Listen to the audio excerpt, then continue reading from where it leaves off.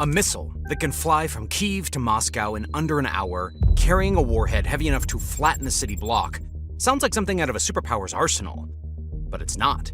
It's not American. It's not Russian. It's Ukrainian. And it's called the Flamingo FP5.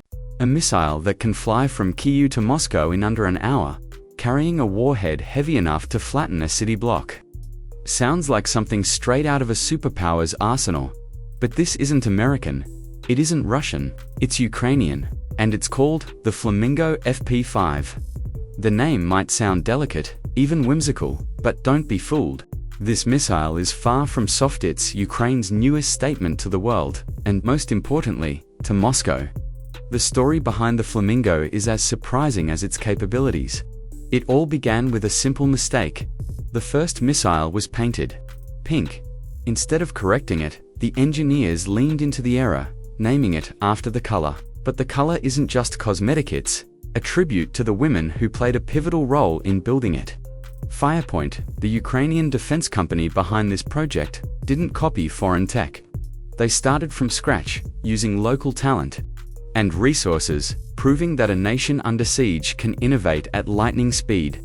From concept in late 2024 to testing within 9 months, the Flamingo went from blueprint to battlefield-ready. Missile faster than many systems take years to develop. What makes the Flamingo truly shocking is its reach. With a range of roughly 1,900 to 3,000 kilometers, it can hit Moscow, St. Petersburg, and even parts of Siberia. That alone rewrites the map of the war. And it doesn't stop there. Its warhead exceeds a ton in weight, more than double the payload of America's Tomahawk, compared to Ukraine's earlier systems, like the Neptune missile or Polonesia drones. The Flamingo isn't just a tactical tool, it's a strategic game-changer. It combines range, power, and precision in a way Ukraine has never fielded before. Technically, the Flamingo is a masterpiece of wartime engineering. It flies at subsonic speeds, hugging the terrain to stay under radar detection. That slow, low flight isn't a weakness, it's a deliberate advantage, allowing it to reach deep into enemy territory while minimizing detection. Its guidance system doesn't rely solely on GPS. It uses inertial navigation with AI corrections, resisting jamming attempts.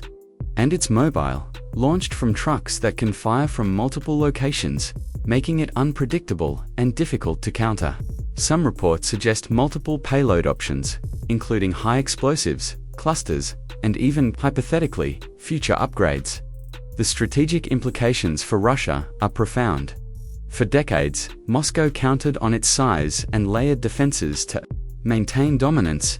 Radar networks, air defense systems, and early warning setups were thought to be untouchable. But the Flamingo doesn't care about layers. Its speed, stealth, and AI-guided intelligence make traditional defenses vulnerable. Suddenly, Russia's generals face the nightmare of uncertainty. They can't predict where the next strike will land. Every command center, fuel depot, or refinery deep inside Russian territory could be at risk, forcing them to stretch troops and resources thin. Economically, the Flamingo strikes just as hard.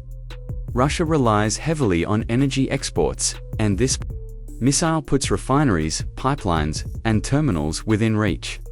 Even selective strikes could disrupt up to 20% of oil flow, triggering fuel shortages, price spikes, and economic stress across the country. Ukraine doesn't need to destroy everything to make an impact. By applying slow, calculated pressure, the missile turns the economy into a weapon itself, undermining stability and forcing political recalculations. Psychologically, the Flamingo is equally devastating. For years, many Russians have lived with the illusion that the front lines are far away, that the war happens over there. Now, with missile strikes capable of reaching deep inside the country, that perception crumbles. The war suddenly feels immediate. Fear spreads faster than fire, public confidence wavers, and the narrative of Russian invincibility begins to crack. This isn't just military pressure, it's a profound psychological shift, shaking morale and forcing leaders to act under stress. The global repercussions are impossible to ignore. Allies of Russia, like Iran and North Korea, are now reconsidering their support.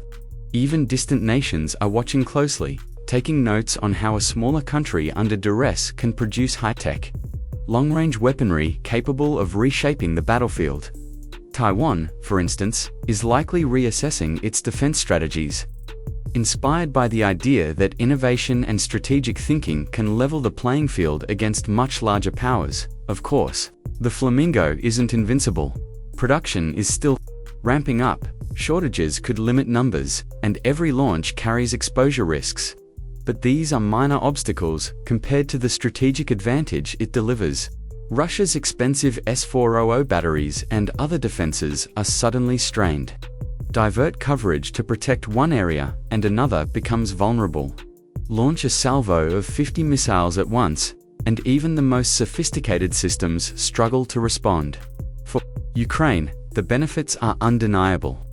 The Flamingo allows precise remote strikes, reducing the need to send soldiers into the most dangerous zones.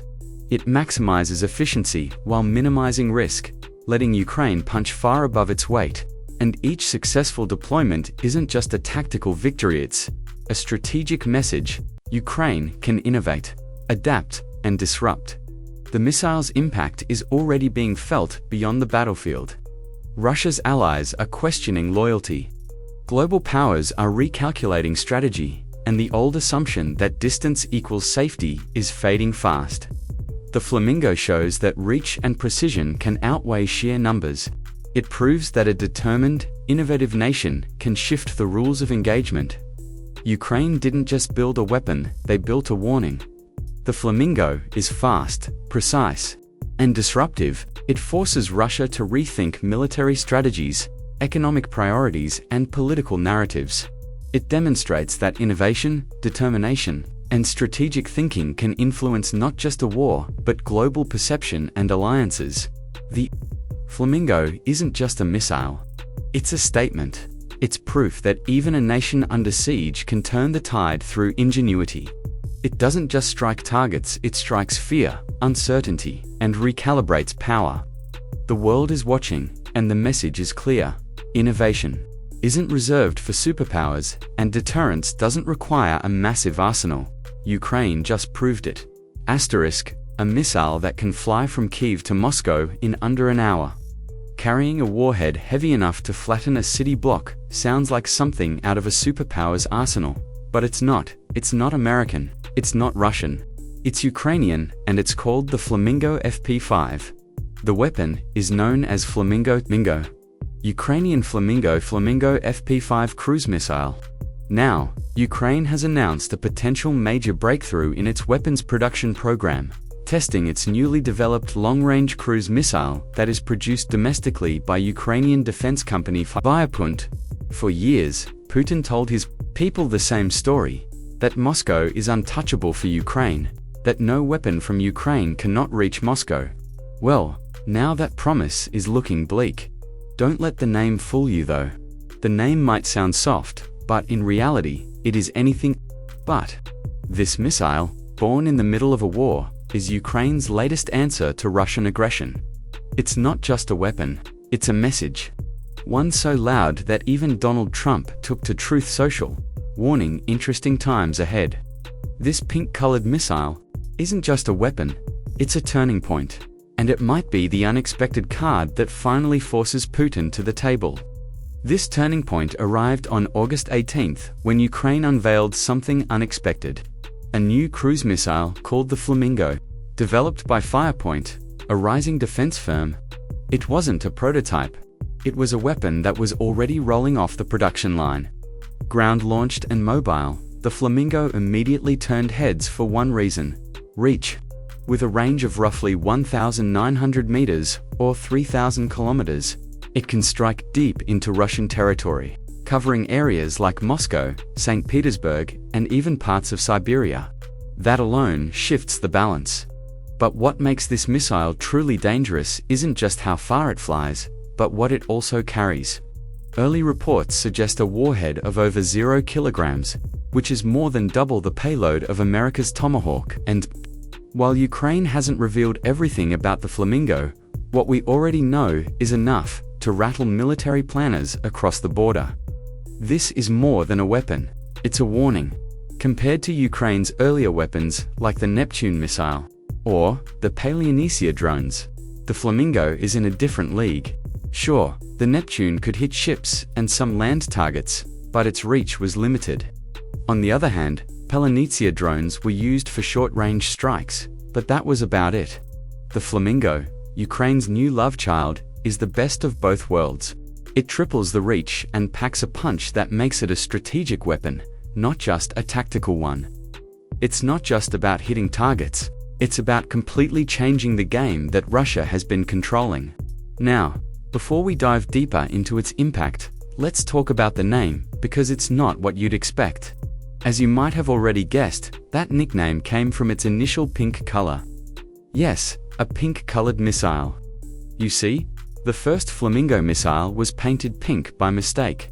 But instead of fixing it, the team behind it leaned in and gave it the name that matched the color: the Flamingo.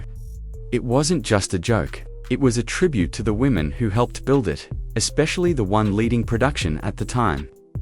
CEO Irina Tedic even joked and said, "You don't need a scary name for a missile that can fly 3,000 kilometers." What's even more remarkable about this project is that Firepoint didn't just copy something from the West.